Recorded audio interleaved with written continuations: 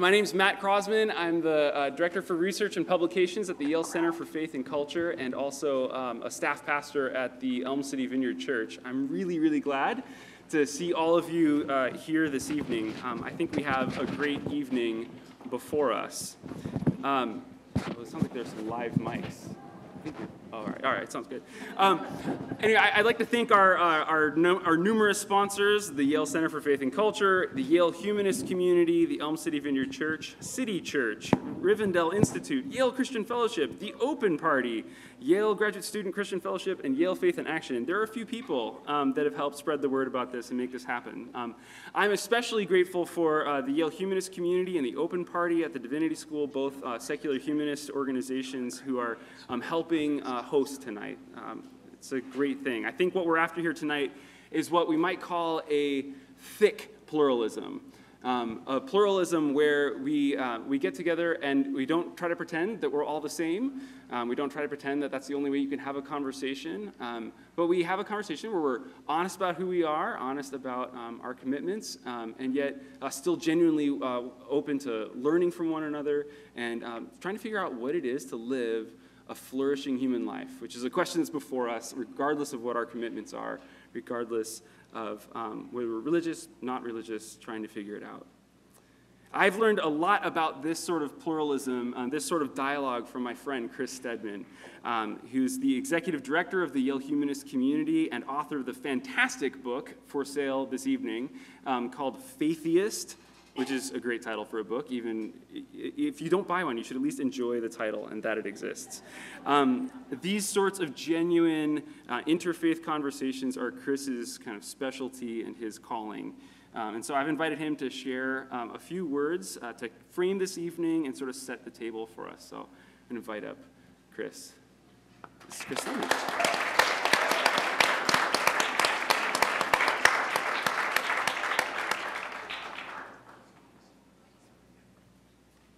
Good evening, everyone.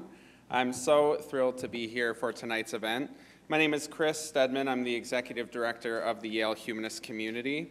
We are a 501c3 organization that's dedicated to supporting a diverse community of atheists, agnostics, humanists, and the non-religious, both at Yale and in the broader New Haven community.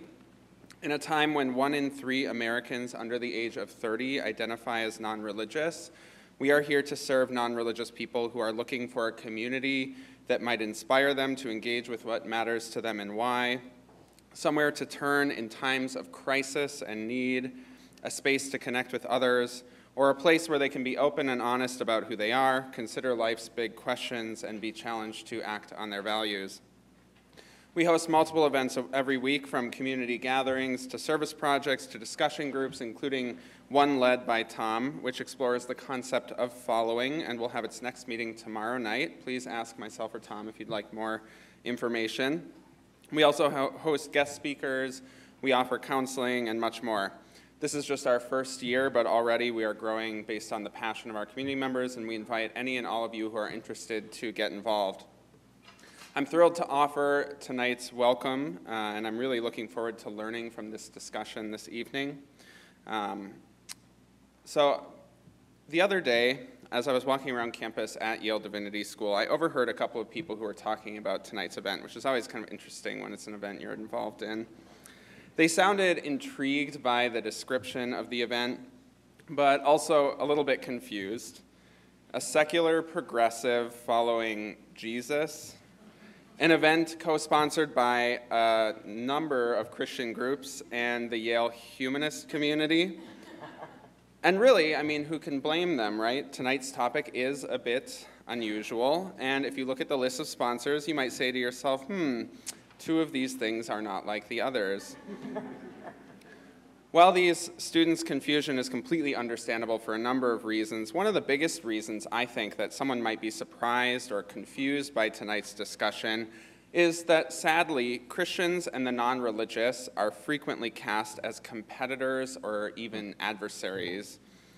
Some of this is due to the media's disproportionate focus on stories of conflict. Speaking as an atheist, I can tell you that nearly every time you see atheists on television, they're being portrayed as angry or anti-religious.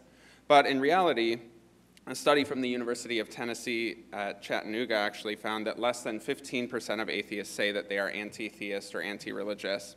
So those voices speak a bit louder than their numbers actually are. But it's not just the media. Our communities, I think, also bear some responsibility for this issue. Unfortunately, conversations like the one we're gathered to have tonight are not as common as I think they should be. We are too often more eager to argue than we are to listen.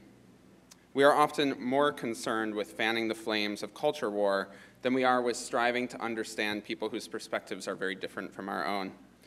Too often, we would rather cheer on our own side than engage in a mutually enriching conversation. At the Yale humanist community, we are trying to invest in more opportunities to learn, listen, and build understanding with people from other communities. That's why we're very grateful to be involved in tonight's event, and we're encouraged that we're far from alone in our desire to find some common ground. We join the other sponsors of tonight's event in a desire to cultivate relationships across lines of difference and find opportunities to transcend calcified cultural boundaries, humanize some of our differences, and develop the kind of trust that will allow us to honestly and constructively grapple with our disagreements, while also seeking out what our shared values are. For that reason, tonight's topic really interests me, and not only in my role as the executive director of an organization that's dedicated to building community for non-religious people, but also in a very personal way. I don't know that I would call myself a secular Jesus follower, but I am a secular person who once followed Jesus and who has been profoundly shaped by spending many of my formative years in communities that lifted Jesus up as the ultimate example of how to live. This image of Jesus, as explored in Christian conversations and ideas and books, has deeply informed the person that I've become. Even though I do not follow Jesus anymore, I am who I am, at least in part because I once did. But while I wouldn't call myself a secular Jesus follower, perhaps I might say that I am a secular person who follows some Jesus followers. Thank you. But seriously, I've learned so much from my relationships with Christians and people of many different faiths and beliefs. Many of these relationships have taught me a great deal about other ways of seeing the world, and they've challenged me to articulate what I believe and why I believe it in the context of a friendship where I can't assume the other person already agrees with me, and I find that very helpful. One such friendship is with a pastor who's a friend of mine, whose name is Matthew. And if you don't mind, in the spirit of tonight's conversation, I'd like to just briefly tell you a little bit about what I've gained from knowing him. So I met Matthew in high school through a church program while I was a Christian. He quickly became a pastor and a mentor to me, but most importantly, he came to symbolize a dedication to serving God by serving others that I hoped to embody someday. We lost touch when I was in college, when I realized I was in fact an atheist and cut ties with many of the Christians that I had known. But years later, when I moved out to Boston to work as a humanist chaplain at Harvard, I received a surprising email from Matthew, who I hadn't spoken with in many years. Matthew and I quickly set a time to meet. Over coffee, he informed me that he was now in Massachusetts working for an organization called Outreach Incorporated.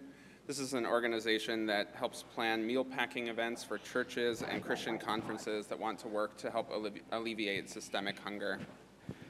Now, I knew that my humanist community also cared deeply about fighting hunger and was looking for more ways to act. So after listening to him tell me about this organization, I asked if he would be interested in expanding his partnerships beyond churches and Christian conferences to work with an atheist and humanist community. To my delight, he did not even hesitate. But it's funny that he didn't, because when he first emailed me and asked me to get coffee, I actually did hesitate. I asked myself a series of questions. What will he think of the work that I do now as an atheist and a humanist community organizer? Will he feel that he failed me as a pastor? Will he want to try to prove me wrong? Will he try to bring me back into the church?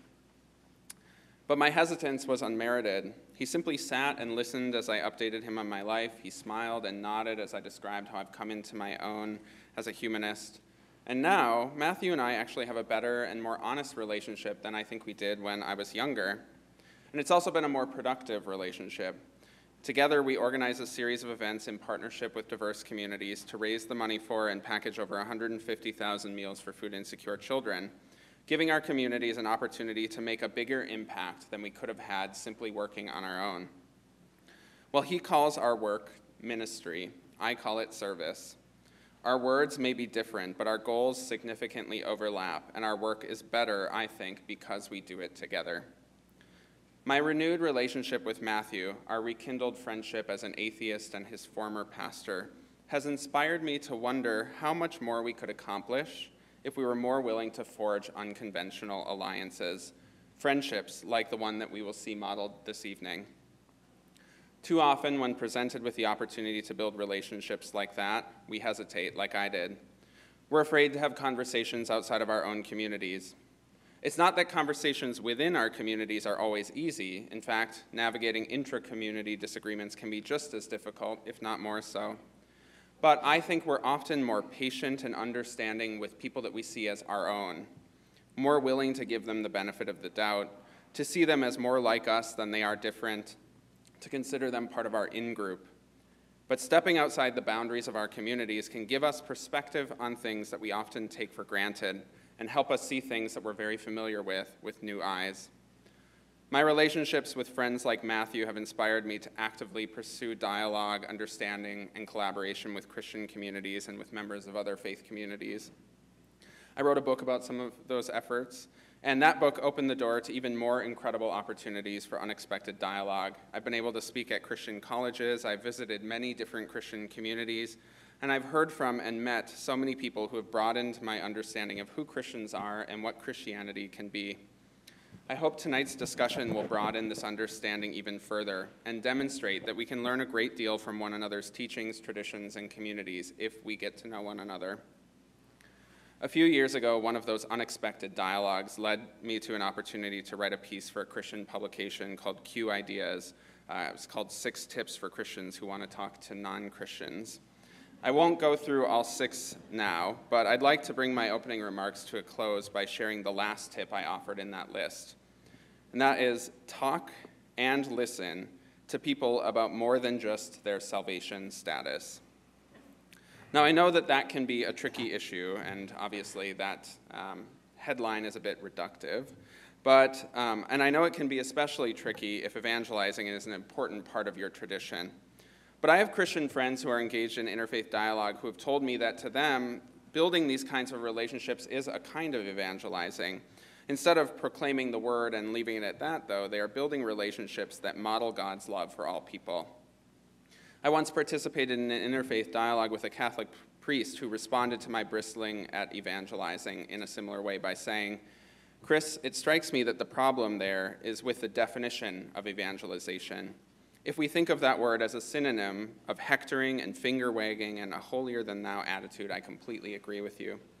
But what if evangelization is itself a mutually enriching dialogue in which the promises of the church, that is, of Christ, are put forward as proposals, as encounters, not as edicts? Then we are talking about the manner, not the fact of evangelization, aren't we?" He is, I think, right.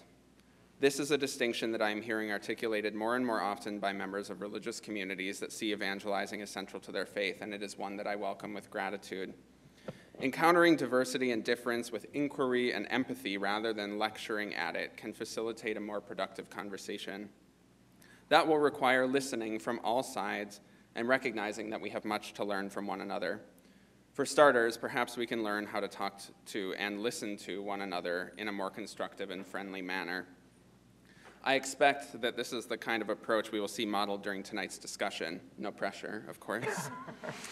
I'd like to invite all of you here tonight to pay close attention not only to what tonight's conversation partners say, but how they say it, how they engage, and how they listen to one another. Whether you are religious or secular, and whether or not you follow Jesus, I hope you will follow tonight's speakers, carrying their examples with you beyond this event and into your interactions with people of all beliefs and backgrounds. You have the power to build a more understanding and cooperative society based on the kinds of relationships you build. Our ability to improve the world together, whether we are motivated by a desire to follow Jesus or by a sense of obligation to our fellow human beings, our ability may very well depend on your willingness to build these kinds of relationships. So I hope that you will. Thank you for your time, and I hope you enjoy tonight's event.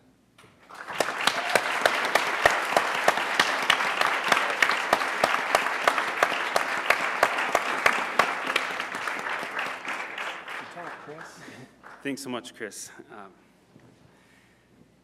It's now my pleasure to introduce our two guests for our conversation this evening. First, we have Tony Kriz, is an author and speaker from Portland, Oregon, where he lives with his wife and 3 sons. He holds a doctorate of ministry and leadership and spiritual formation. He's author of 2 books, Aloof and Neighbors and Wise Men, both of which for sale this evening, in which he writes about encountering Jesus in the context of Muslim Albania, secular Reed College, and Portland pubs.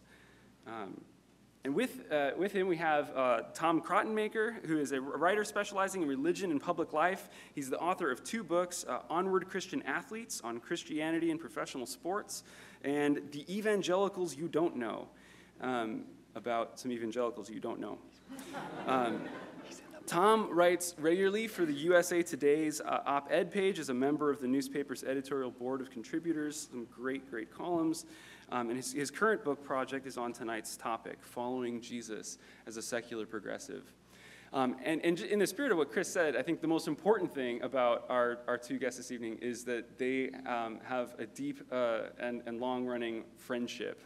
So we should be honored to have with us not just two folks who would be great to sit down with either of them, but to see a kind of interfaith friendship model before us.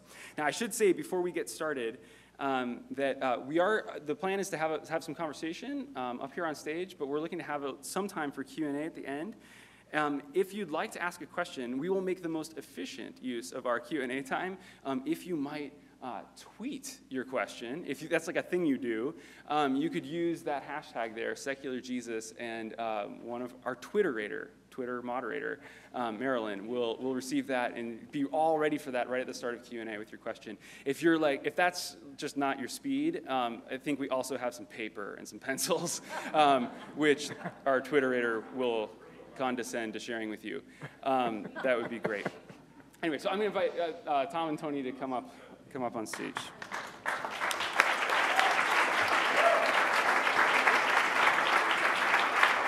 Thanks, Matt. Right on. So, let me make sure I got this one on. Nope, no, I'm on. So, I thought that it would be good for us to start. I know this is potentially a long question, but we'll see if we can get some compact-ish answers from each of you. We're here to talk about Jesus, following Jesus. For each of you, what is your history with Jesus? What's that story like? Okay, After you. Right. Hey, everybody. Thanks for coming tonight. Hey, Tom. I was saying hi to them, Tony, not you.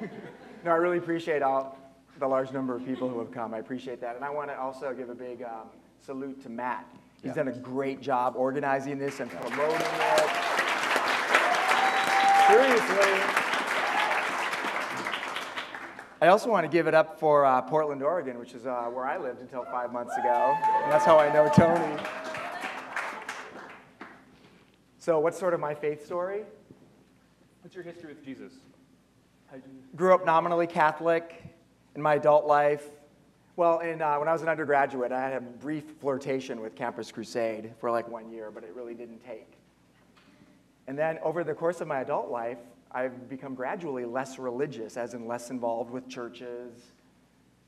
At the same time, more recently, I've been more and more into Jesus. I mean, I've always sort of admired Jesus, felt myself inspired, but lately it's taken more of a robust sort of shape and form. And so I've tried to wrestle with these two things that seemingly don't go together, but increasingly to me it seems like maybe they can go together. And I've really been doubling down on this in recent months. During a great conversation in Portland back in the summer, Tony really encouraged me to grab that idea and write a book about it. He even gave me a title. So I have to give major props to him for many reasons, including that. And the other really cool thing is that I'm doing it now in the context of the Yale humanist community, which I've really embedded with. And so I'm going deeper on the Jesus track, going deeper into the humanist community at the same time. And it's cool to see the way that those two things are reinforcing one another. So that's where I am now. What about you? Okay. So, hi, I'm Tony. Thanks for the invitation. So I was raised in a Baptist church in Eugene, Oregon. Really liberal little town where very few people went to church, but not me. I went to Baptist church every time the door was open. And I've had several seasons in my life where I've actually walked away from the Christian faith, where the message of triumphalism that happened on the stage, this sort of, if you just say these words, go through these motions, you're going to have a life full of peace and hope and purpose at all times and all places. That was not what was going on inside of me. That wasn't my experience.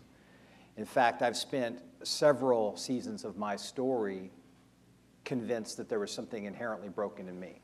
That whatever that thing was, where God seemed to connect with other people so easily, that I didn't have that something, that whatever it was.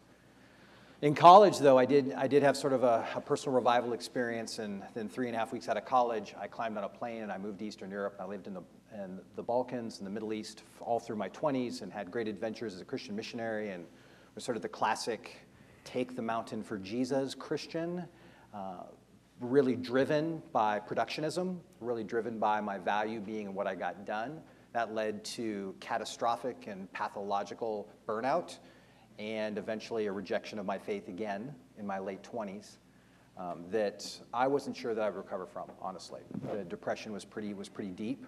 That's when I returned to the States, back to my home state of Oregon, and moved to Portland. And then in Portland, the missions agency that sent me overseas, they felt like in my broken state that I didn't believe anymore, that was a problem and that something should be fixed. And so they sent me to Christian graduate school, to a seminary, to heal. And so on a steady drip of theology, I went through the process of trying to heal, and that wasn't what actually did it for me, to heal me spiritually and to help me find a robust and coherent way to follow Jesus. It happened instead at what many people have called the most secular college in America, Reed College, that I stumbled on, became friends with a bunch of Reed students. These were 20-somethings who were incredibly brilliant, and the vast majority of which wanted nothing to do with the Christian church, but loved me, entered into friendship with me. We had a fellowship, a spiritual fellowship together where we really processed the primary questions of life. And unbelievably, they encouraged me to go more deeply into my life with Jesus. And that was sort of how I sort of recovered my faith, was in that context. And now I'm married. I have 3 boys. We live in North Portland in a communal household. It's a multiracial, multi-class, multi-spiritual household. We live with people who are not part of the Christian church or the Jesus way specifically. Buddhists, naturalists, atheists have all lived, former Christians have all lived as a part of our household. And yet we have sort of maintained a rhythm of spirituality together, always partially based in the teachings of Jesus. And that has been a great part of our life. And I call myself a Christian today. I call myself a follower of Jesus. So we're thinking tonight a bit about, we've been using this hashtag, we were just talking about it before dinner. Tom, you were saying, what a striking kind of idea. You even heard conversations been having around it. What is this secular Jesus thing? I thought Jesus was like a pretty religious dude. But we're thinking about, it's probably true, but we're thinking about secularity and secularism. And Tom, you've thought a good bit about this. What is you're kind of, especially now you're finding your way in the humanist community and all, what's the kind of state of secularity these days? How's it going, right? How's life going? Well, yeah, at least in the United States, we're getting more numbers, and so it's becoming a more poignant, salient issue. Speaking specifically about the atheist subset of secular America, it's been broadening and changing its tack, at least what I see as someone who follows what's going on with the religion trends in the United States and writes about these things. If we were to rewind maybe a decade ago, the new atheists were fresh on the scene and their flamethrowers were going. It was all about what was wrong and stupid and bad about religion. And what's happening more recently is that this secular world, at least in the United States, is spending less time criticizing religion and more time looking at, what do we believe? What are we into? How do we construct a meaningful life? How do we earn acceptance and respect and inclusion? How do we contribute to our society? I have to give props to Chris Stedman, who you just heard from, because he's a real leader in this changing scene in the secular world. So, yay, Chris. So that's what's happening, as I see it anyway. I mean, we still have strident anti-theist people who are out there and who still get some share of the microphone, but it is changing. And maybe because of that, I'm starting to look at my own life and taking a close look at what would really help our society. I'm very troubled by some of the things we have that are broken in our culture. I guess I just used an evangelical word. I said broken rather than messed up. You can call me a sinner too if you want to. Yeah, that's a word secularists use all the time, sin. Right. And I'm seeing a lot of things that ail our culture. And as I look more deeply at Jesus, I'm seeing ways in which the teachings of Jesus, the ethics of Jesus, the example are really relevant. They seem to map on to these ailments that we have surprisingly well. And so I'm trying to figure out a way that sort of following Jesus can be available to those of us in the secular world who might be interested in that and who are looking for that kind of thing and maybe are even inspired by it. And so even though technically you can't be a secular Jesus follower, I mean, many would say that Jesus is an inherently religious figure and following him would be an inherently religious project. You know, if you're not really trying to win the acceptance of any church organization, there's nothing to stop you from doing it. I know there are some secular people who also would see Jesus as inherently religious, and they probably have certain alarm bells that go off when Jesus is invoked. But I'm finding there are a lot who are kind of into Jesus, at least in a mild way. You know, at least not offended by Jesus. And it's a different conversation than if you were to ask them what they think about Christianity. I'm seeing a real difference between Jesus and Christianity. Part of that difference presumably comes from the real difference between Jesus and Christians. So that's there's a difference, yeah. Part of that to own for sure. What do you think? So you said that you think there are kind of some places where Jesus has something to offer. Can you give us an example of something that you see in secular culture, or just in our culture at large? Yeah, and really in myself too, in my own head. So there's a lot of things I could cite, but two things stand out for me right now. One is consumerism, and the related thing that goes with it, which is sort of a me self-obsession. And I see this both in my own head and my own psychology and in our culture. And I don't know that we have a great set of resources as secular people to sort of be a little bit more protected from those things, or to have a counter-narrative, something else to shield us from that. And I'm sure you're seeing ways in which the Jesus ethic, you know, radically resists those things. I mean, it's so completely the opposite of me. What can I get? What can I achieve? How far can I get? What's my status? It's just the opposite of that. So that's really fascinating to me and really helpful, too, if I'm obsessing about money, which I often do, and worrying about it. You know, you look at some of these Jesus stories and teachings, and you're like, wow, there's this whole other philosophy that applies to these things. So there are many other examples, too. I mean, you could talk about meaning. You could talk about inspiration. Chris and I have talked about how maybe in some secular lives, maybe in many, there can be a bit of a vacuum of inspiration. So those things occur to me. And for you, Tony, you are in what's been described as the most secular city in America. And yet here you are, you're following Jesus in that secular environment. Yeah. Maybe you're a secular follower of Jesus in that sort of sense. What is Jesus doing in very secular Portland, right? What's God up to in that context? Yeah, so some studies would say that Portland, Oregon is the first post-Christian city in North America. And that's saying something. And so we're experiencing some things that we've never experienced in the North American context, our unique sort of cultural context. And one of the things that I've been witnessing is as Christianity, or those who self-identify as Christians, as they've been moving from the majority to the minority, there's been this shocking sort of evaporation of anxiety out of the cultural system. Let me try and explain a little bit. In any system, in any social system, a majority group is going to release anxiety within that system. They're going to be perceived as a bully. We see this in a lot of contexts, be it political context or cultural context or whatever it might be, racial context. They're perceived, even if the people are very benevolent in what they're doing, there's this sense, there's a psychological energy that's released in the system that feels like anxiety to people, and it causes defensiveness. In Portland, we've seen sort of a release of anxiety, which has really been fascinating.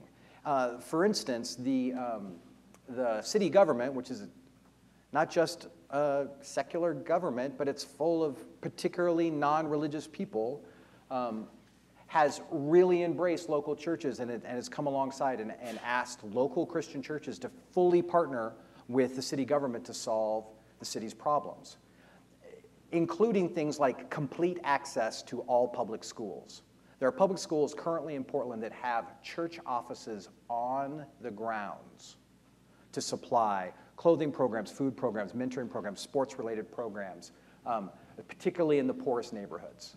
And churches are given pretty much full access under the understanding that this is not going to be a religious leveraging experience, but a service-providing experience. And today there are 250 partnerships between local churches and local schools in the city of Portland, something that in a lot of areas of the country is completely unheard of. Matter of fact, most people think we're crazy for doing it because of the separation of church and state. But this release of anxiety has allowed this to happen. Another great example is, at this point, currently, the Department of Human Services has more or less turned over a large chunk of foster care to local churches to train, supply, care for local DHS offices, and supply of the vast majority of the foster parenthood and transitional programs are done not just by Christians, but literally from within churches. Churches are providing the office space and the space for a lot of these programs in order to be done on a more local level. It's unheard of. And because of this sort of renewed relationship that can happen when people of faith are no longer seen as bullies and an environment of collaboration can take place. Yeah, that's a great example. They did pledge that they wouldn't evangelize. Right. And I've actually written about this and investigated it and talked to the mayor, talked to the school superintendent, and there are no reported cases of that pledge being violated. But it's funny that you brought up anxiety and non-defensiveness, because one of the first things I learned about you is that your reflex, your whole default is to be non-anxious when you're in an environment where there's no other Christians or maybe Christianity's being attacked. Right. No defensiveness, no anxiety. And if there is any kind of return from you, it's probably going to be a story, or that was kind of inspiring to me. I'm very uncomfortable with what you're saying right now. And I tried to.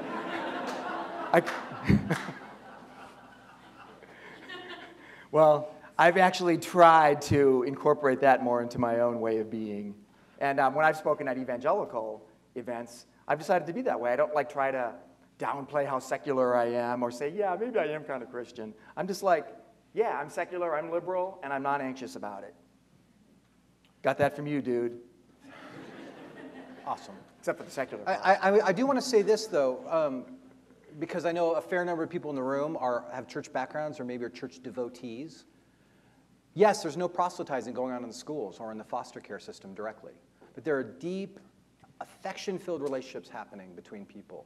The sort of affection-filled relationships that do sort of have the ethic of Jesus fully surrounding them. And as a result, many of these local schools have actually planted churches out of the schools run by school personnel who had never been in church leadership before, but decided because of this unique partnership that they felt like they wanted to maintain the distinction of church and state and yet have an independent proselytizing or religious proclamational experience in that same neighborhood, often just blocks from where the school is, and the two things are seen as mutually supportive and yet not crossing the commitment to work together without proselytizing. So it's really an amazing sort of partnership that's taking place. And it sounds like you're convinced that's only possible in some way because of the secular nature of the city. It's because that secularization allows that kind of anxiety to go away, and Christians are able to kind of take a different sort of posture. So is it good? Well, I would say that's why, from an observation, that's one of the reasons why I think it's happened in Portland. I don't think that's the only way for it to happen. But yes, in this particular sense, we are seeing very constructive outcomes from what I was trained to believe is a destructive system, a secularization of my city. And yet there's these really positive missional outcomes that are coming for the church and for people who are desperately committed to Jesus, Trinitarian, Bible-loving, church-going people. Secularization may be good news for Christians who, Rabbi Sachs made this great point last year. He was addressing first things, and he said, I hear all this anxiety from Christians about what are we going to do if we have less and less cultural power? Can we be the people of God if we don't have any kind of power in the secular, like in the political world? And he said, if I might say something briefly, as a Jewish rabbi, speaking from 4,000 years of people who have never been in power, but have nevertheless found precisely in that being the people. Right. I think his pitch to them was, you Christians have done better as minorities. Be glad that you're about to be minorities again. You may shine again.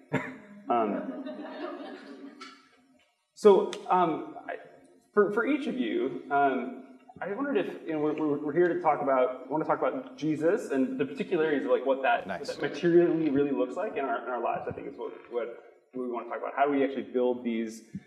We each have to figure out how to make meaning in our lives and live a good life. For each of you, if you were going to kind of take something from Jesus' life and really see it take root in your life, you kind of have like, what would be top of your list? You think this is like part of Jesus' character, or something I see in the person of Jesus I'd like to see take root in my life? Where would you go? I would go with what I see about Jesus as sort of a humanizer. I've seen this over and over again, and I've juxtaposed that with my own sort of misanthropic tendencies. And especially because I've been a city dweller now for quite a while, and they're crowded, people get in my way. I get really annoyed with people at the gym if they're sitting at one of the machines I want and they're texting. I mean, if I don't watch myself, I become very misanthropic, and I tend to sort of dehumanize people. They just become objects who are sort of in my way, and they're annoying. And as I was working on a chapter the other day, I found myself referring to Jesus as the humanizer in chief. I mean, I see all these stories in the Bible and examples, and he goes into these situations where people are being dehumanized, the situations are being dehumanized. And among other things, he sort of humanizes these people who he's not supposed to. And so that's a really hard thing for me to do, but it's a lot more like what I would want to do, and I want myself to be treated that way. And I see that I want a world in which people treat each other that way. So that's a major thing that I'm getting. And as I mentioned before, my inherent selfishness and self-obsessions, which several other people on this planet seem to be afflicted by too. Let me think.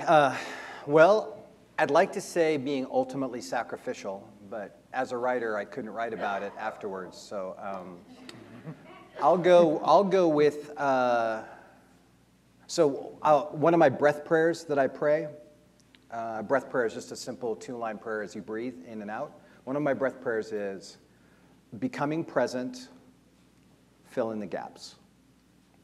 I'm just aware of the ways that I fall short constantly, and I sort of have this desperate need for God to fill in the gaps everywhere I go. I feel it in particular in fathering my boys. But this becoming present, becoming fully present, when I read the Gospels, I see Jesus walking down the road and being so sort of seemingly universally aware of what's going on, and seeing in a way that transcended social norms or the sorts of ways that I've been programmed to ignore large swaths of people, or to marginalize or forget, or to not see the systems of injustice going on around me all the time. And yet Jesus seemed to be very aware of those. So I guess becoming fully present would be the thing I would say. How do we, there are lots of different ways, as I think about the church coming from a Christian context, I don't want to tell too much story, but I have been convinced anew this semester that it's quite possible to be aiming at following Jesus, but really end up kind of constructing a kind of belief system or some sort of, you're kind of end up doing something else. What do you think is the kind of key to following Jesus in ways that, as we're trying to talk about tonight, allow us to construct a certain sort of life? What's the trick there, right? It seems like we're kind of programmed maybe to take that in the wrong sorts of directions. Why don't you take this one first? Okay, I think I'm catching your question, so I'm just gonna answer what I thought I heard. So one of the great challenges of following Jesus that we've seen throughout sort of human history is this co-opting of Jesus to just sort of be, just to practically be me, or to be the embodiment of all the things that I care about, or the embodiment of my particular political passions or cultural and ideological passions. As a middle-class white male, I want to see sort of power and it all happening through sort of systems of just activating or scattering money here and there, that's what Jesus would ask for, so that I don't have to be challenged in my systems of living or the fact that there's these privileges I've been given. And so how do we see Jesus any differently? I mean, it's an old statement to say that 10 o'clock on a Sunday morning is the most segregated hour in America, and yet so true as we step out into the world, that within this religious system or understanding who Jesus is, or the desire to follow Jesus, be Jesus transcendent and supernatural and the Son of God, the way that I see it, or in a secular sense, Jesus is a great example. When we go through that process, how do we keep from having Jesus just being sort of the extension of me, where I surround myself with people who look like me and act like me and spend like me and vote like me and read like me and drive like me? How do I do it in a way that's different? Or in another way to say it, what desperate hope, what possible hope do I have that my blind spots will ever be exposed if my religious experience is just people who are just like me, vote like me, believe like me? So I think one of the hopes is that we would spend our lives integrated with those who are distinctly different. When Jesus said that, for I was hungry and you fed me, thirsty and I was in prison and you visited me, I was a stranger, you invited me in. Yes, I think he was saying it's important to sort of engage the poor. That would be a really great thing for you to do.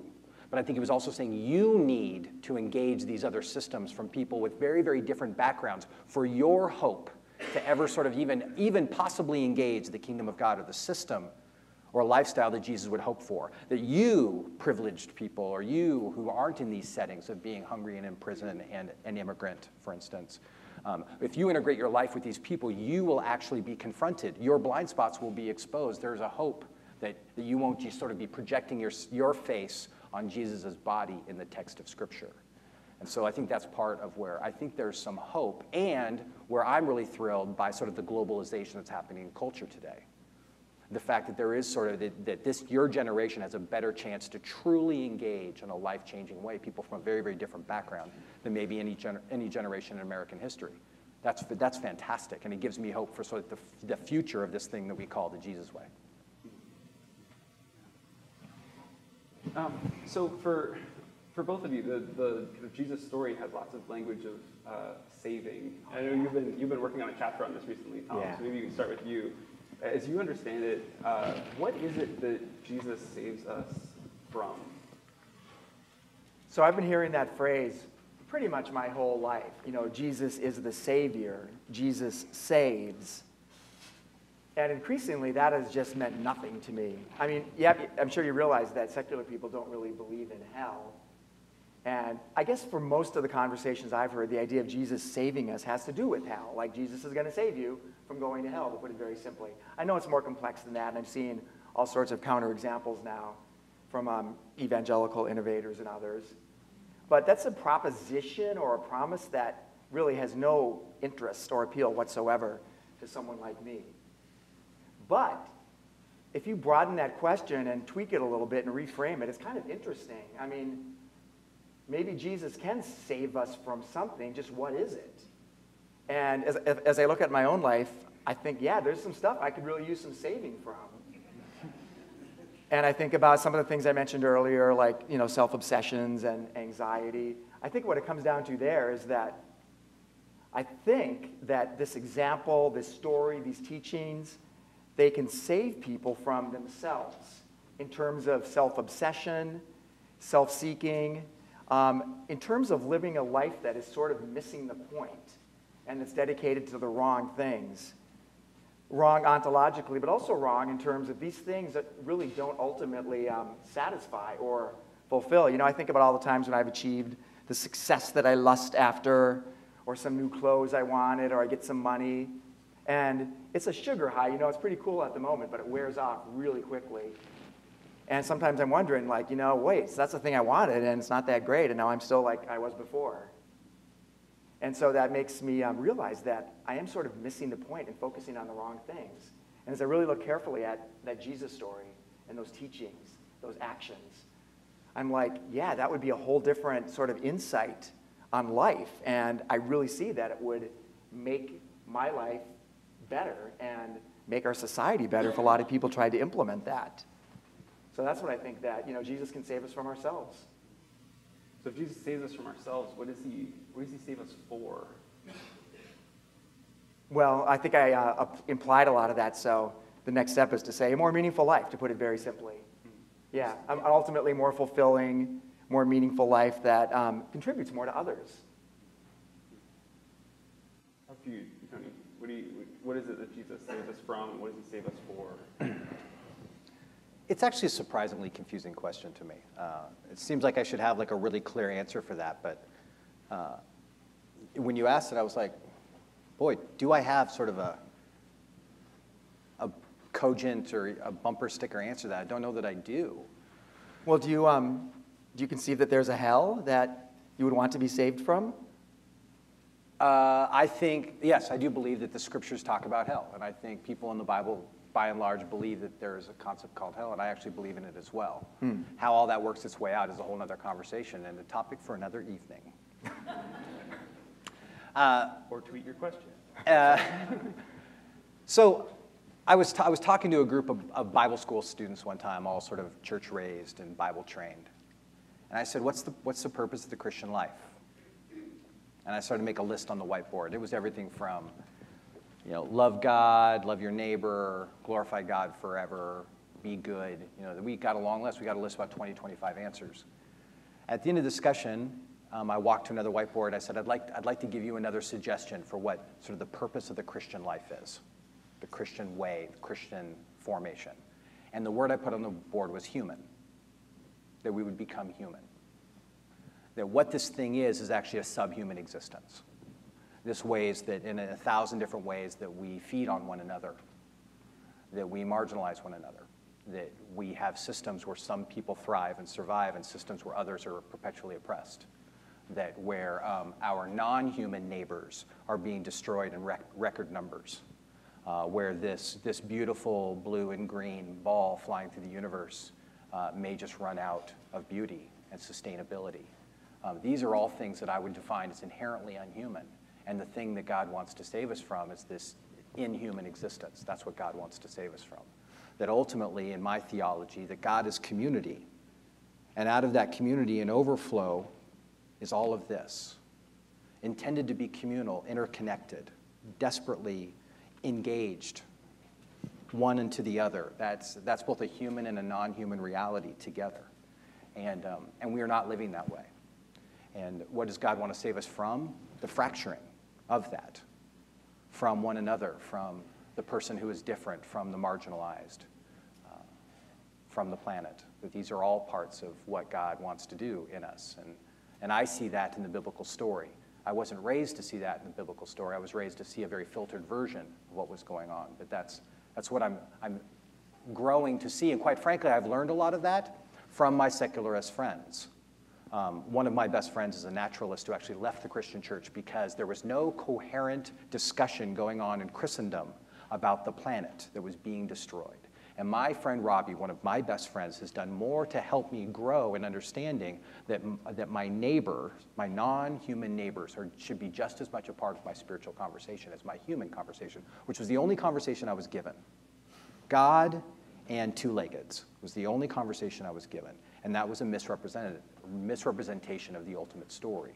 So that's some of what I think on your very complicated question. So you were talking about kind of a big story of God, and I know from things we were talking about last night that kind of the doctrine of the Trinity and some of these really kind of deep doctrine of God kinds of questions have been really important to you. And yet we're up here having this conversation about following Jesus and kind of with God in the picture, without certain sorts of within a theist framework and an atheist framework. Right.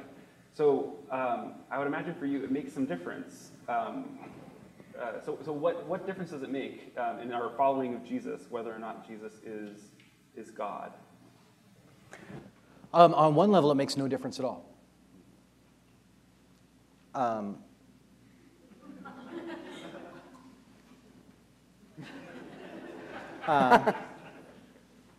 Because I don't believe that we are the primary players in any of our own spiritual stories. I don't believe that we are the primary instigators or that our particular beliefs are necessarily the primary narrative of what's going on. It amazes me how freaked out many of my brothers and sisters who I love in the Christian faith, that someone would believe in Jesus without grabbing every single one of our evangelical tenets along the way. Like suddenly God is no longer a part of the dialogue and the drama. I don't have to like twist Tom into something in particular because I'm afraid. I'm not afraid. Like shalom is the overarching concept of what we believe. I believe that God is ultimately the one engaging Tom, whether Tom knows it at all. This is my beliefs. I hope this doesn't sound condescending. From my perspective, what I've been given, if Tom realizes it or not, I'm still convinced God's involved. So I can sit back and relax, and we can have long, lingering conversations over a cigar about these topics and love one another along the way, because I don't have to sort of trick him into something, that he's not seeing, because that's not it. And again, for those of you in the room who happen to be Trinitarian, Bible-loving, church-going Christians, however you want to frame it, our friends, if we want them to find a beautiful vision of Jesus, they're not going to start at Jesus is the only way and everyone else is wrong. That's not where that conversation begins. The conversation begins that Jesus is one of the most fascinating figures in human history in the discussion of life, the world, and eternity. Do you want to talk about it? That's where the conversation begins. And the next step, you might get to the point where Jesus might be the most interesting voice in these issues. That's the next step. But getting to Jesus is the only way and you have to say this particular thing or you're going to hell, it's not helpful and it may not be true. We are only looking through a glass dimly.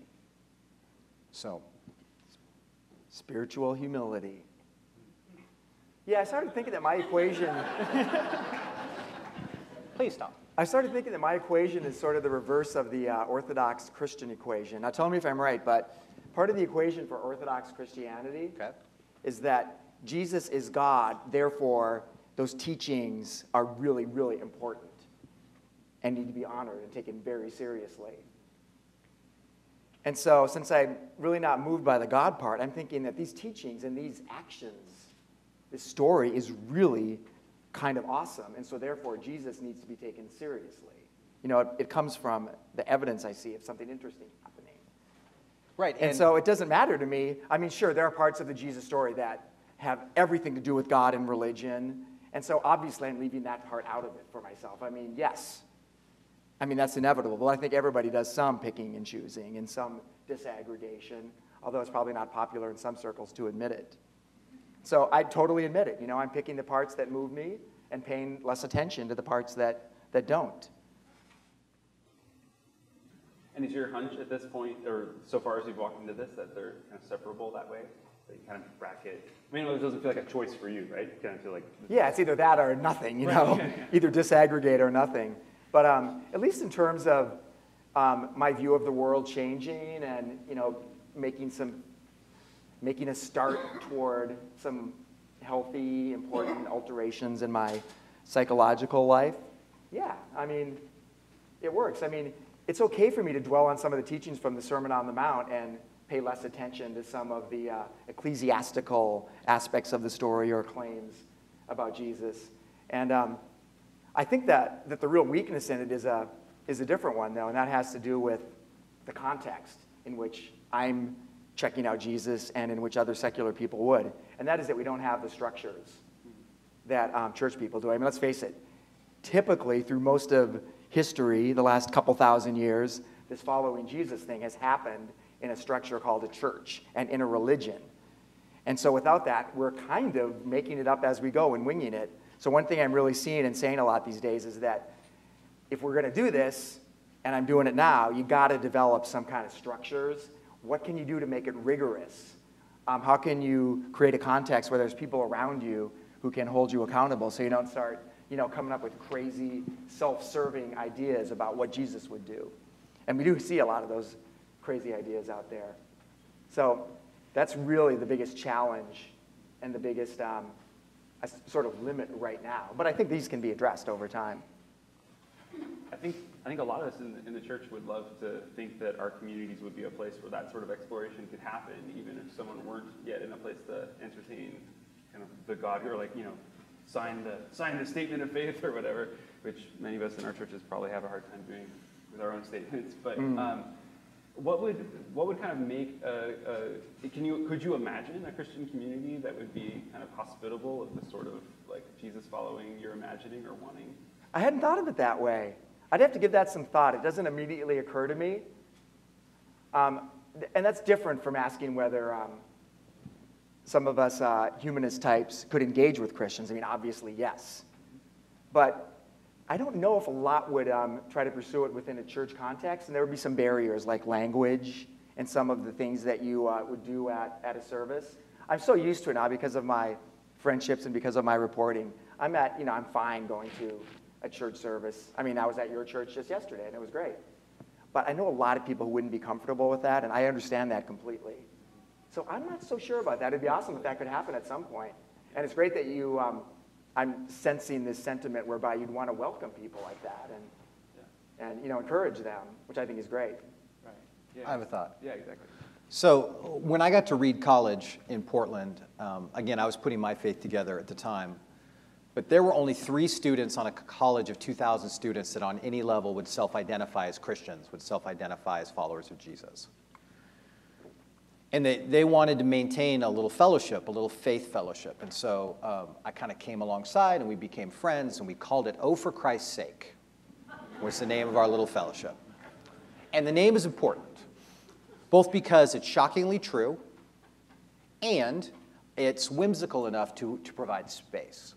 And so the first thing that we sort of did as a group, and I was a 30-year-old friend of what was happening. So the students sort of made all the decisions, and I just sort of came alongside, is they wanted to do a discussion group. They didn't want to do Bible study. They wanted to do a discussion group around the core questions of what does it mean to be human. So our first one was, what is God like? The second one was, why are we all so effed up? We didn't say F, but you got the idea. Why are we all so effed up? Why is the world so effed up? These were the discussion questions. By the second or third week, our little group of 3 had grown to 15, and within a few months, it had grown to 30 or 40. And our discussions began to grow as we sort of worked our way through the core questions. Who is Jesus? Why is Jesus such an influential character in human history? Is Jesus' supernaturalness essential to the discussion? What do we do with the resurrection? What does conversion look like? We just began to and there would be a discussion. Somebody would sort of throw out an idea, a question. We would discuss around a circle everybody's ideas, and the room was full of atheists, secularists, Jews, Buddhists, Wiccans. It was a fascinating sort of cross-section of the campus.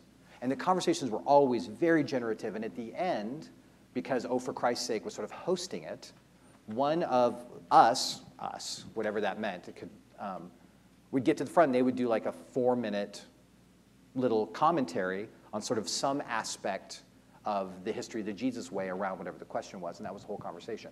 The reason it worked, Matt, and one of the reasons I think it worked and why your question's difficult is the majority of the room were not in, the diversity was the insiders. And there wasn't a sense of I have to come on your turf, though we did sort of host it. Everyone felt like they were fully present and their voice was fully heard. I think that's very hard to do within a religious context, especially when you come to our building, our space, our traditions, and try and do it. So I got a lot of affection for folks who might want to do it but wouldn't feel comfortable doing so.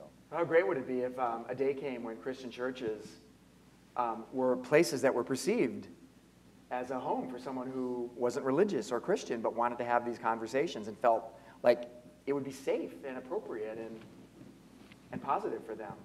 I don't think we're there right now, though, with most churches and most secular people. in the meantime, I should say I've been really encouraged by the Yale humanist community and being kind of the outsider in your guys' space. I mean, the Nice. first time I went to Humanist Haven, we got to the end and we're supposed to have a conversation, and and I turned to the person. I felt like I had to confess, like, I'm sorry, I'm a Christian pastor. I'm here. Sorry, we're going to talk about texts that are really meaningful to us. I'm going to mention the Bible. I'm sorry.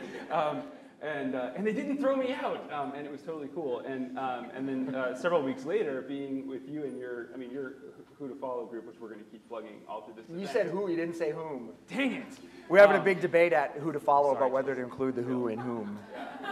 Okay, go The ahead. Whom Sorry. to Follow group. It was really great. Sitting in a I was the only Christian in a room, and we spent like an hour and a half just talking about Jesus. And I had to like pinch myself a few times. It felt, anyway, I think that's the thing. If you can like kind of flip the script a bit, and I think it's the kind of learning to listen in kind of different sorts of environments, and to dare to. It's still at this point the religious majority, Right. at least in the broader culture, Right. right? To dare to cross that boundary. So maybe a more like of today question is not to ask, is your church the sort of place that a secular person could come and sort of pursue these questions? The question would be, are you the sort of person who might be invited to join the conversation with a group of secular or searching folks who might let you be a co-journeyer with them?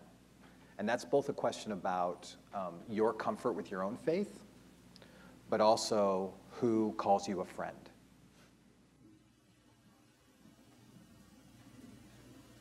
Part of an important part of friendship is what we can learn from one another.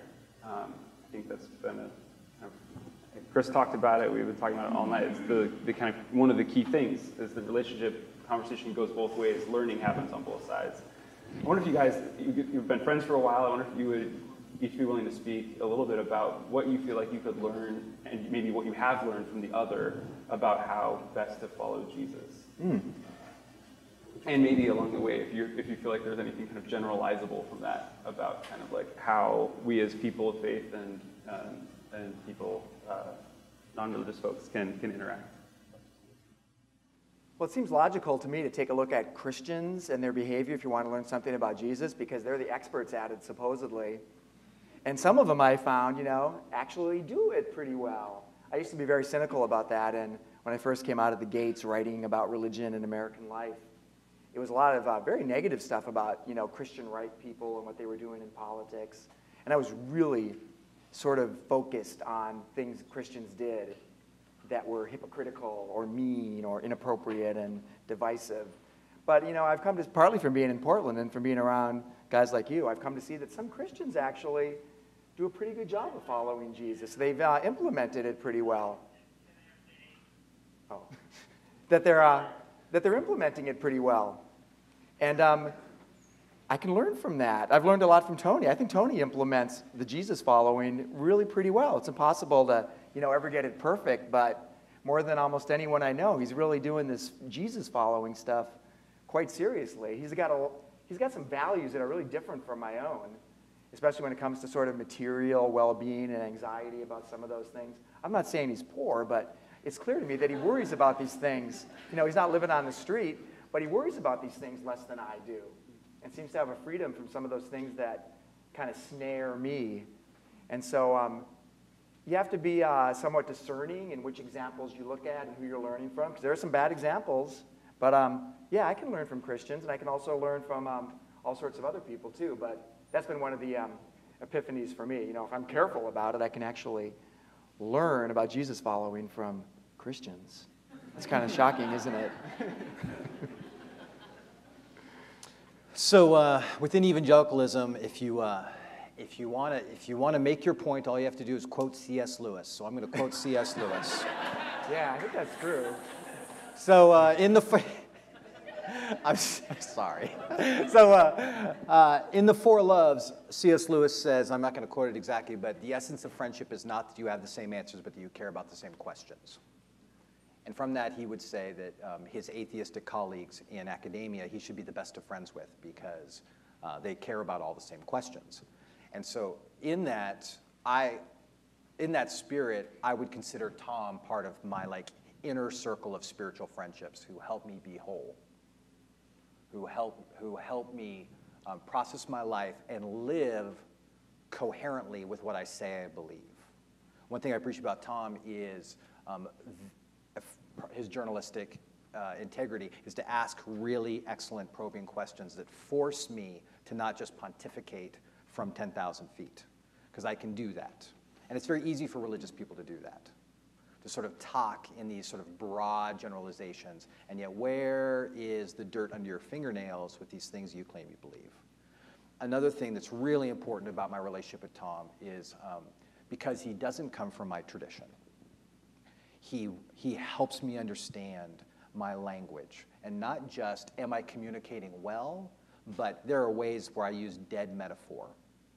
I use language that has lost its real meaning, its real sort of generative self.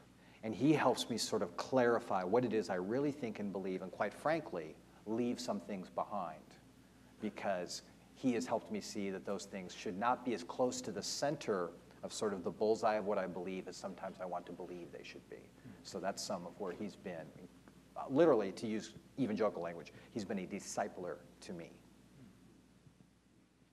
That's been my experience even in your group that one time, was just realizing, I remember we were going around from time like, how do you follow someone? How does that work? And I remember sharing some really kind of fraught, evangelical laden sort of thing about like, how do you know if you're following Jesus? We just a little bit. How do you know if you're following Jesus instead of just yourself? And like all these kind of freighted questions. And I don't even know, how do you make sure you're following the real Jesus? Like who is that person? How do you know that? And it was an honest question for me, but it was also a bit kind of like angsty. And it might have been Chelsea. I forget who it was, but someone was like, I don't know. Like I think like the Jesus like that I'm interested in kind of modeling my life after is like maybe the one that like says to like love your enemies, or like that seems hard. I don't really like love the people that like I like all that well, which I totally relate to a lot. Okay, you are like confessing misanthropy of a certain sort.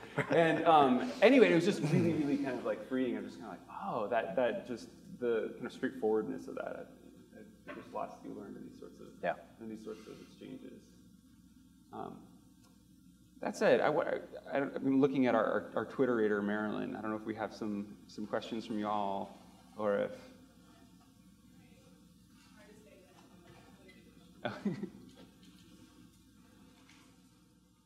Okay. Is this on? Yeah. All right, I'm going to ask a question from Allison. Tony, what advice do you have for those who are going through a period of doubt or rejection of faith? How did you work through it? Yeah. So the question was, when you're going through a period of doubt, how do you work through it? What advice do you have for those going through a period of doubt or rejection of faith, and how did you work through it? Can I interrupt real quick and just say, anyone who's written down questions, feel free to run them up. Or you can raise your hand and one of us can grab them from you. Boy. In my story, whenever I've had seasons of profound doubt that has challenged my faith, it's actually been rooted in what I would say are beliefs that are incongruent with the actual Jesus way, the actual life that the Christian scriptures invite us into. There have been, to use a metaphor, there were weeds that had grown up among my wheat of my beliefs, weeds that needed to be ripped out. And unfortunately, to rip out those weeds, sometimes you have to clear the entire field, let it lie fallow, and then start to replant beliefs of faith. And so I just want to say, if you're going through a season of doubt, that may not be, it probably isn't actually a deconstructive or a negative experience. It might actually be constructive through reduction, removing things that maybe are not ultimately life-giving and generative, that don't actually supply a life of meaning, and more importantly, the ability to love fully and freely in the world. I really would encourage you to sort of stay in it, and I would encourage you, this might sound weird, but to surround yourself with people who believe differently than you do. I'm just convinced that there's something really powerful. And that might mean Jesus people who believe differently than you. But they might look differently than you, or be a different class than you are. And it might remind you of aspects of the Jesus way that you have maybe forgotten along the way. So those are some thoughts I have.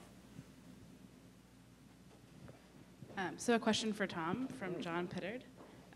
Curious whether wishes unite more than belief. If an Wait, oracle... I didn't catch that. Can you Oh. say that again? Yeah, this is a question from... Let's stand up. Okay. All right, here we go.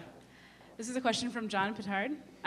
Curious whether wishes unite more than belief. If an oracle were to tell you whether God exists, what would you wish to hear? Oh, it's so good that that question came up because I was thinking about a point that I meant to make that I never did. And so You had points? I didn't know what to say to you, Tony.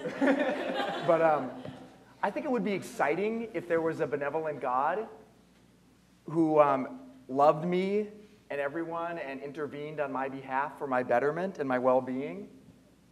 And this actually points to one of the things I think that might be missing from a secular life. It's that like awesome excitement that could come from that.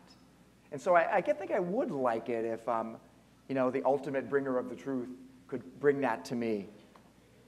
And that hasn't happened.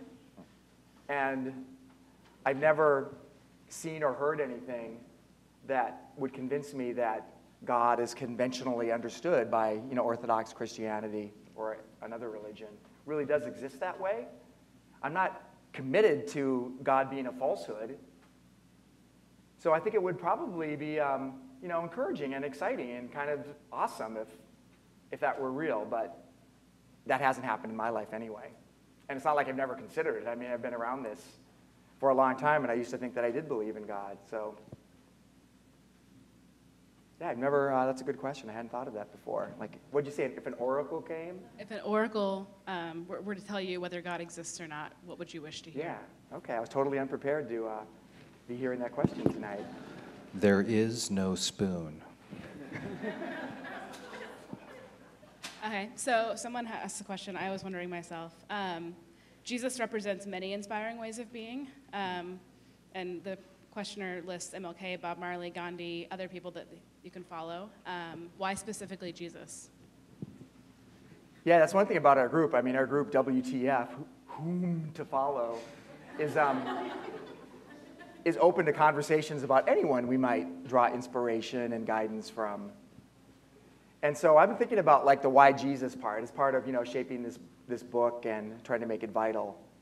So being a liberal, I'm not typically going to be exclusivist or absolutist in my claims. I'm not going to say Jesus is the only way. I'm even somewhat reluctant to say Jesus is the best way, but I am confident in saying that to my knowledge and in my experience, Jesus is the most interesting and most radical sort of teacher of a different kind of truth and one who can point to a different kind of world. But I'm totally open to getting inspiration and instruction, ethical guidance from any good source, and there are many.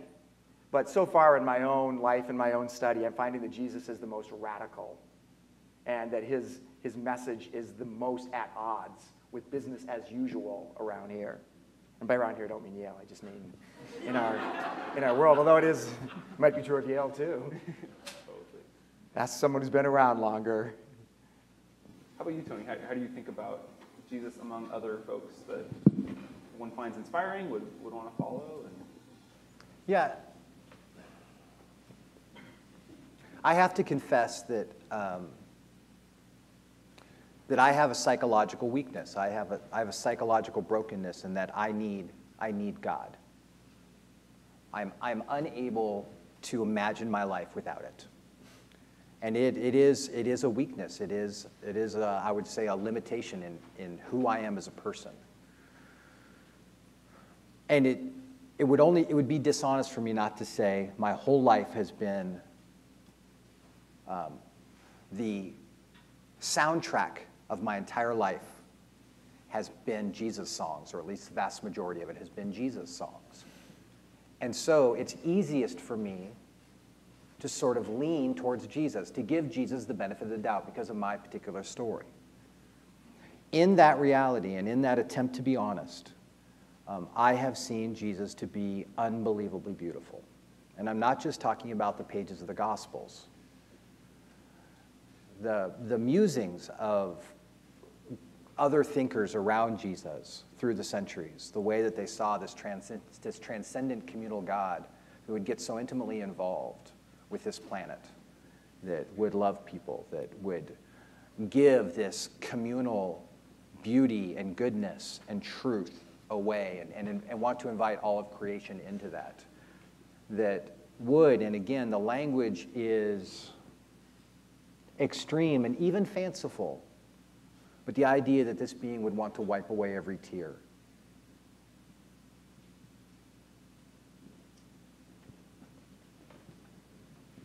I'm tired of this world. I'm sick and tired of young people dying, pain and destruction. I'm just tired. And I'm not going to claim that I am a theologian who can explain how it works. But the hope that it would be set right, that is presented in the Jesus story, to me is, it helps me get out of bed in the morning. It really does. And that's my hope. It really is my hope. So, Wow.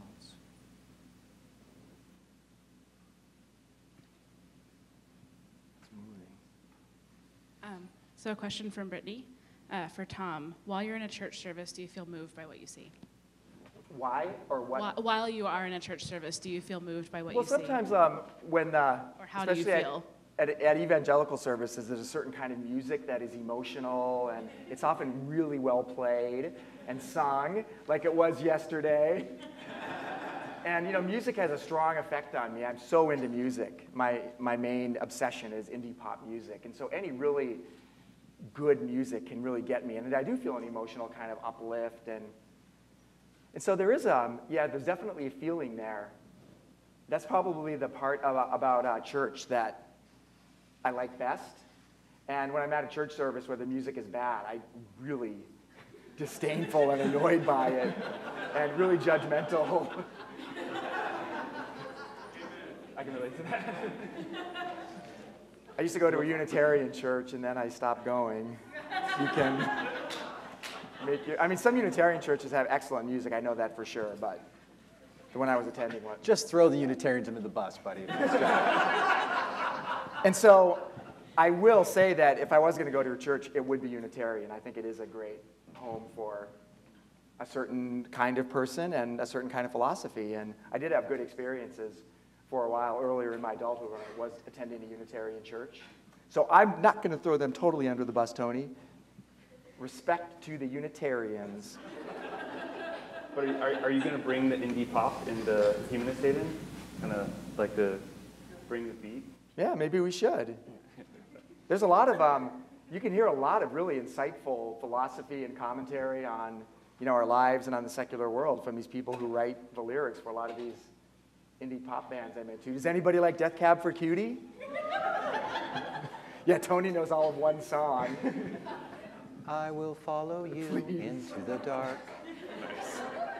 Speaking of which, Well done. Wow.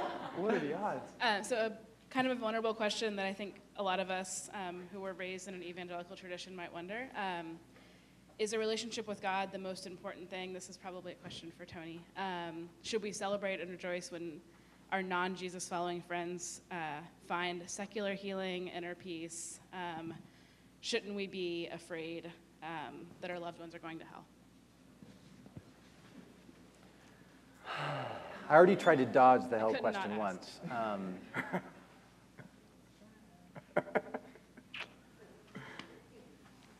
That was a long question. That one didn't fit on Twitter.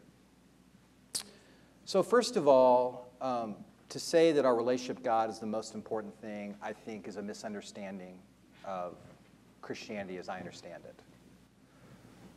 Our problem is not that we don't believe our theology enough. Our problem is we don't have enough theology. We don't have a theology of friendship. We don't have a theology of eating. We don't have a theology of driving. We don't have a theology of shopping. We don't have a theology of education and money allocation within those contexts. We don't have a theology, a coherent and robust theology of a neighbor. I can't believe how we go through life and we pray, give us this day our daily bread, and none of us ever think twice about what does us mean in that prayer. Because it's just me and mine, we've been fed every day of my life. And I've relied on a refrigerator and a bank account to get that done. But if the us in that phrase is my neighbor who lives in the shed behind the house down the street, or my neighbor who lives devastated by an earthquake in Nepal, or if my neighbor is whomever, then suddenly give us this day our daily bread becomes incredibly meaningful. We are not thinking enough about our faith, and it should be every aspect of our life. So that's the first half of the question. The second half is, I want people to discover Jesus. I want them to know and love Jesus. I want them to experience Jesus loving them. I believe that it's transformative. I think human history and human cultures have climbed on board with that idea, not that there aren't exceptions. I want people to know the triune God, the experience of God for eternity. I desperately want that. I think we should want that. At the same time, back to this idea, I just have confidence that God is the main player in these stories. And so if my friend finds healing through some secular modality, am I going to be like, crap, it should have been the church? No, what? I think healing is just healing. Like healing's healing. And if healing is happening, I should be excited that it's healing. So whatever it is. I want to celebrate those things with my friends and my family members. But at the same time, I'm going to talk about Jesus every chance I get. I just am. That's part of who I am. And I'm not being a true friend and family member if I'm not, because that's who I am. That's part of who I am. So I'm sure I danced a little bit, but I tried to address some of the question. So the conversation. This will be the last one. Oh, the last question. Oh, good. Last question. It's been For Tom. All right, it's been picked. This conversation's rightly been focused on interpersonal relationships. What is the role or duty of the church at an institutional level? We could expand that to maybe the communities that we all participate in. So we've talked a lot about interpersonal dynamics, but what about the institutions that we participate in? Should we be advocating for the communities that we're a part of? Is that kind of the question? I think so. I believe so. Yeah. Yeah, I think it's definitely yes.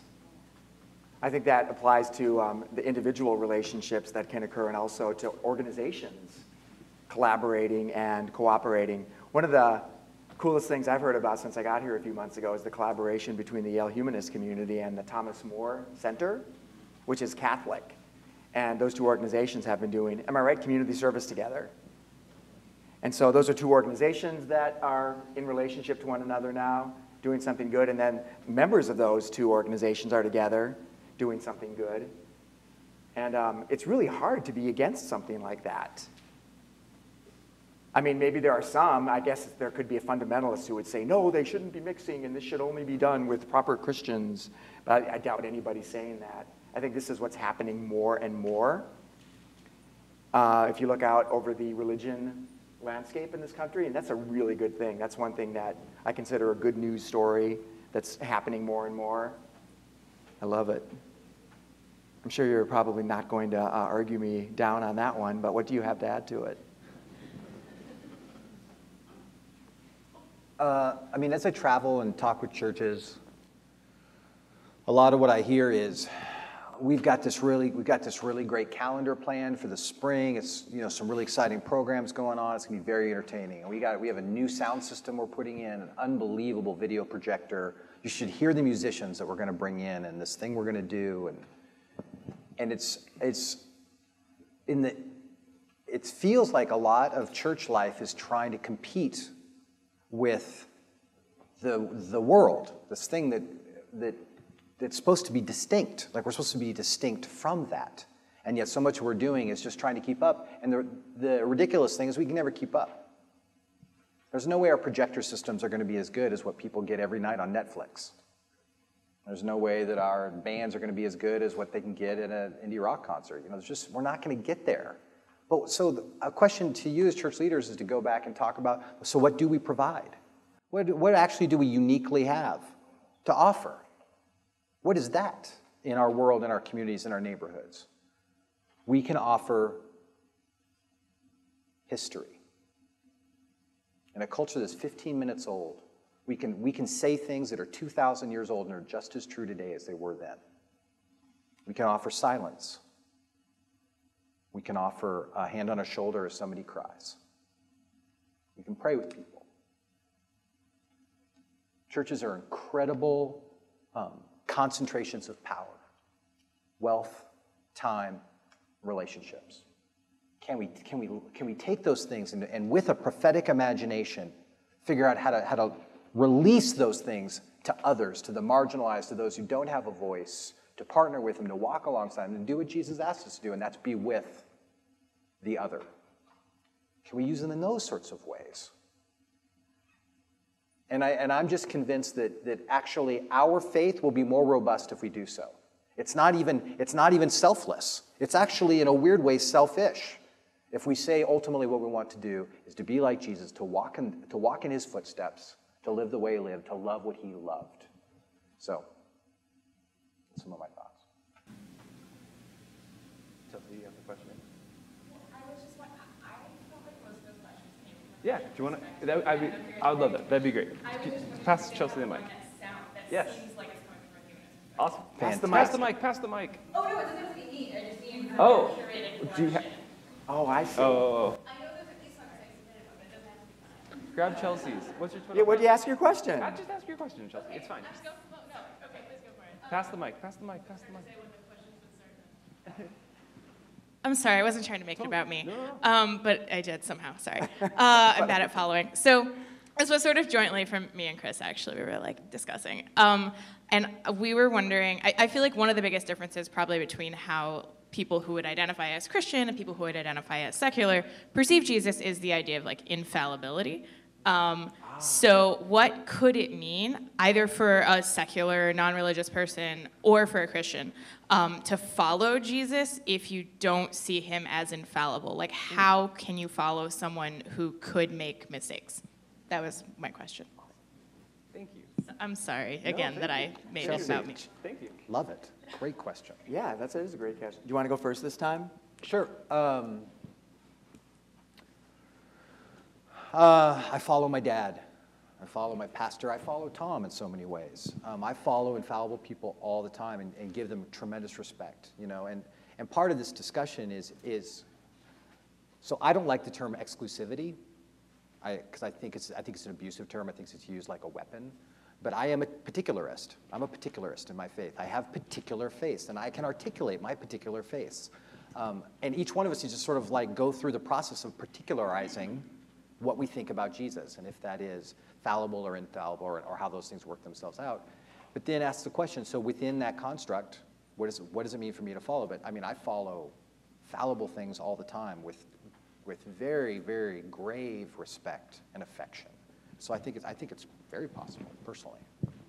Well, it doesn't trip me up at all. One thing that's been freeing for me is that I've decided for the purposes of this journey I'm on now in writing this book, that I'm just going to go with what I've been calling sort of the face value Jesus. So even though I've read a lot of Bart Ehrman books and I have grave doubts about the factual accuracy of, Marcus Borg too, factual accuracy of the Bible. Portlander. I'm just like, for this moment, I'm like, it doesn't matter whether the story is factually true or journalistically accurate or not, but there's truth in it that I can learn from. And so, to me, it's obvious that the Jesus who did exist was a fallible human being. And so if there are things that are attributed to him in the Bible, well, not everything is going to resonate with me the same as everything else. So I don't want to say that I'm just going to like chuck out the things that I think are lame, but through a process, hopefully, of discussion and discernment and serious thinking about it and following my intuition, I'll be able to reject the things that maybe could be false or unhelpful, and go with the things that are meaningful and really, really ringing true for me. Cool. Well, I gather that there are more questions that didn't get asked, and I would invite you, if you had one of those questions, I'm sure our conversants, I didn't know what to call you, guests, would be happy to chat afterwards. Sure. But if you join me in thanking Tom and Tony for joining us. Thanks, Tony. Good job.